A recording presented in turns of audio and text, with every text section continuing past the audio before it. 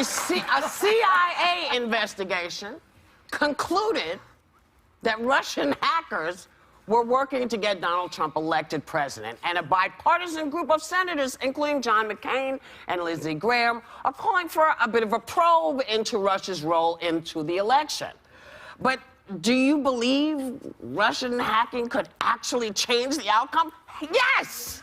I do believe that. Well, that's what I believe. If you add it to the fact that, you know, the RNC, nothing came out on them. Mm-hmm. So they must have, they hacked into the RNC's emails, but the Republican Party, but nothing came out about that, then, you know, so possibly, yes. Well, but that thing, it's possibly. We don't know for sure if there's this nexus between the Russians hacking into the DNC and Hillary losing. But I think what is most troubling is that Donald Trump is saying that we don't know if Russia is behind the hacks when you have not one, not two, but 17 intelligence agencies agreeing that Russia, in fact, did do this to try to sway the election. And Trump encouraged it. Watch this clip in case you didn't see it. Watch this. I will tell you this.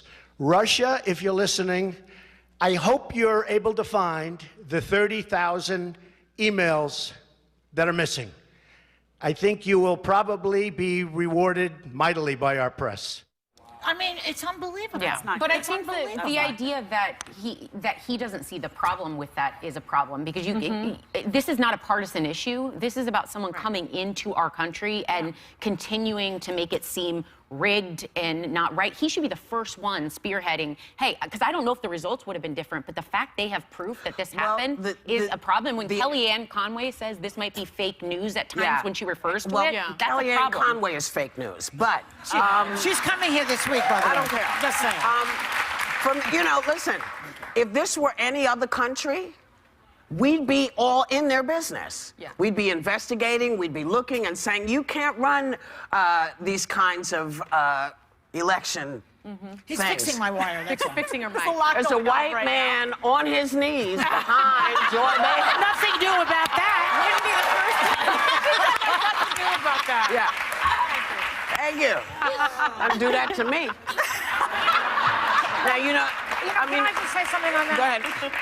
It's like they are discrediting the CIA, his campaign, and the president-elect of this country is discrediting the organization that basically protects us from foreign invasion, from you know, isn't it time for him to step down? I mean, dude, he has to step down before the inauguration, before they give him the nuclear codes. Also, we are at risk when the president of the United States is fighting with the CIA. Well, that is a terrible thing. It's 17 agencies saying there's an issue. Exactly. Yeah. It's not one or two. It's 17 of them, and they all didn't like Mrs. Clinton. Right.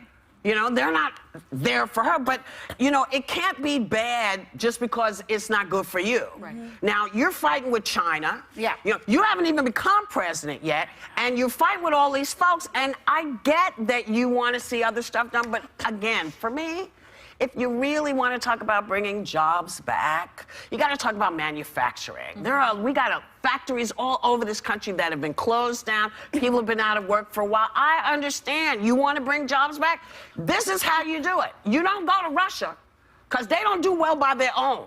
They don't really look out for their own people. It's just the whole thing is just dangerous. That's been my question, though. We were talking about it this morning at the Hot Topics meeting. Why is he so interested in being embroiled with Russia? Money. Because it must be personal wealth, because now for Secretary of State, he wants to nominate the Exxon CEO. We're coming on. So this Russian interference is why a lot of people are concerned with Trump's reported pick for Secretary of State.